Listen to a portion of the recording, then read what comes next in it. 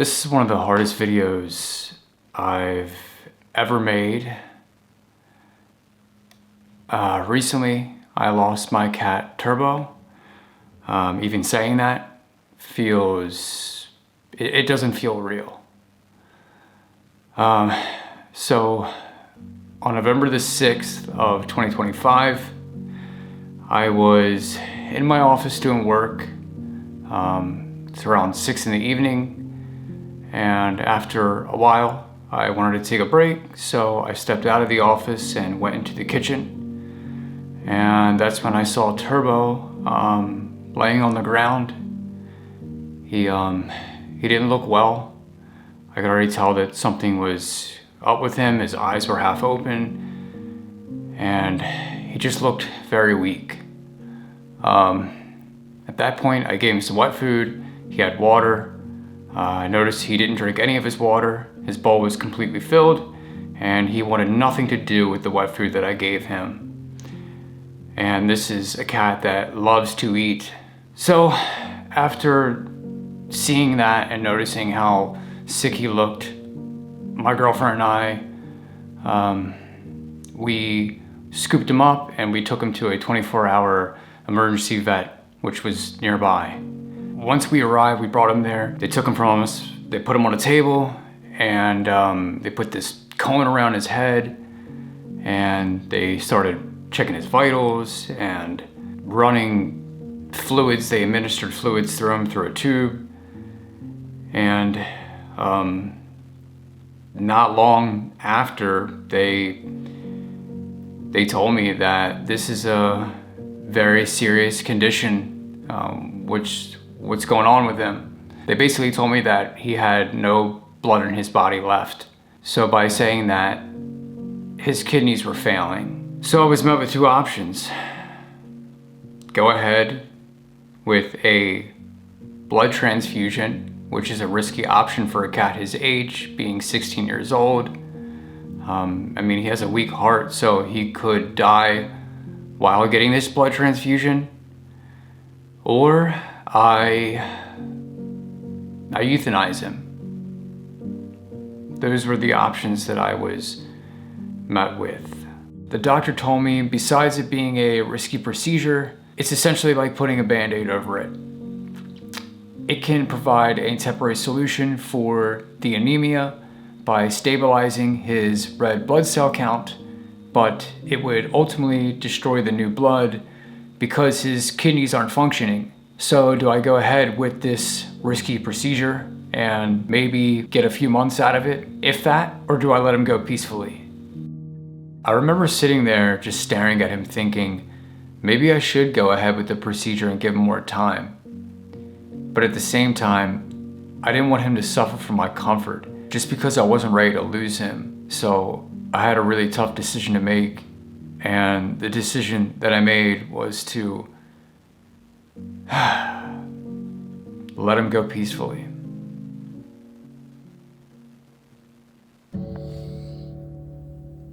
Love you, buddy boy. You're stupid. I know.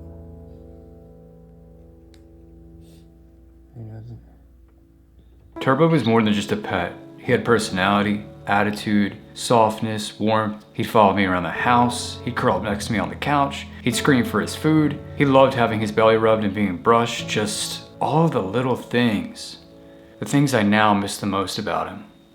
And here's the thing, losing a pet is just as hard as losing somebody. Some might say it's just a cat, but when you truly love something, it doesn't matter if it's a person or a pet. Losing something you love hurts the same way, especially if you live with them. It changes your routine, it makes the house feel quieter, you keep expecting them to walk through the door, or in my case, around the corner, and it makes you feel alone.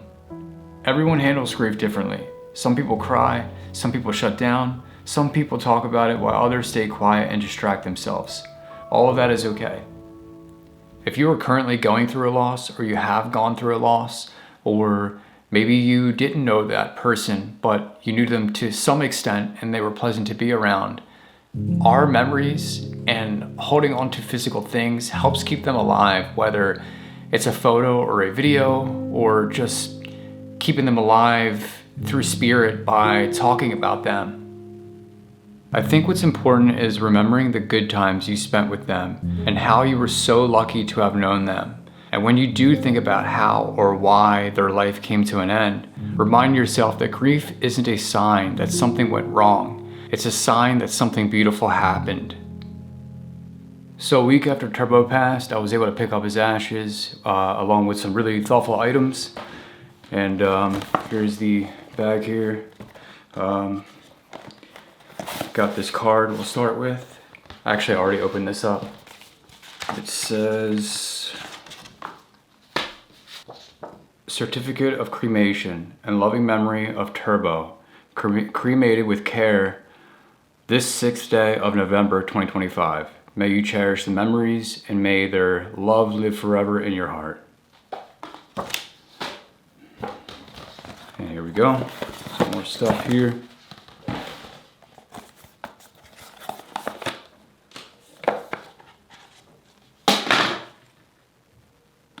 Oh, look at that. His paw print. Got his name and last name and everything on here. It's cool. It almost kind of looks like a Christmas ornament.